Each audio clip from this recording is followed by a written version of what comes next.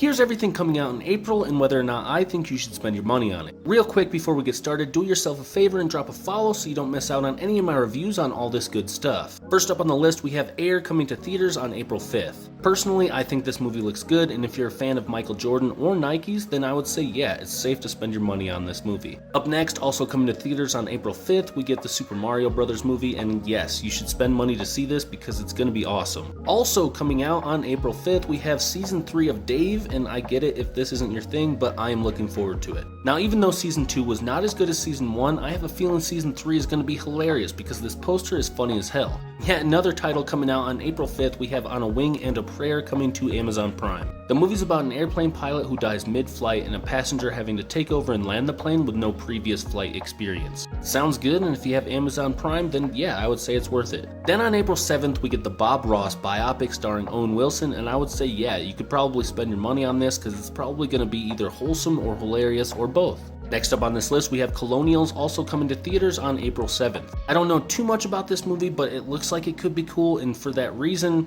no, I don't think you should spend your money on this right away. I think you should wait for a couple of reviews and then, go based on that. Up next, also releasing on April 7th, we have a Netflix original called Chupa. The movie's about a kid who becomes friends with a Chupacabra, and I think it has potential to be an adorable movie. If you have Netflix, why not check it out? It's free. Also coming out on April 7th, we have Youre Killing Me coming to Amazon Prime. I feel like this movie's gonna be bad, but like in a hilarious way, and for that reason I want to watch it, but no.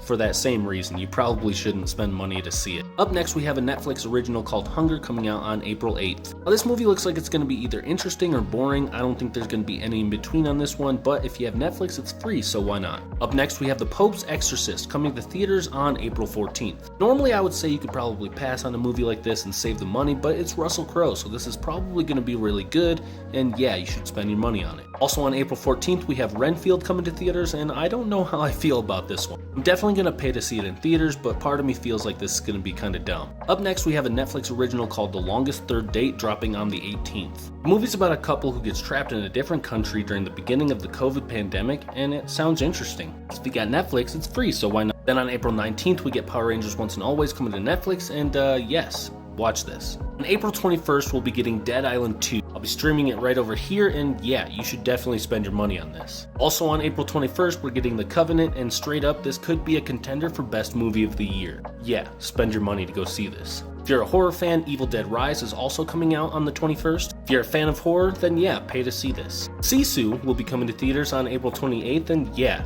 if you like John Wick, you're going to be paying to see this. Last but not least, Jedi Survivors dropping on the 28th, and yes, buy this, and I'll also be streaming it right here.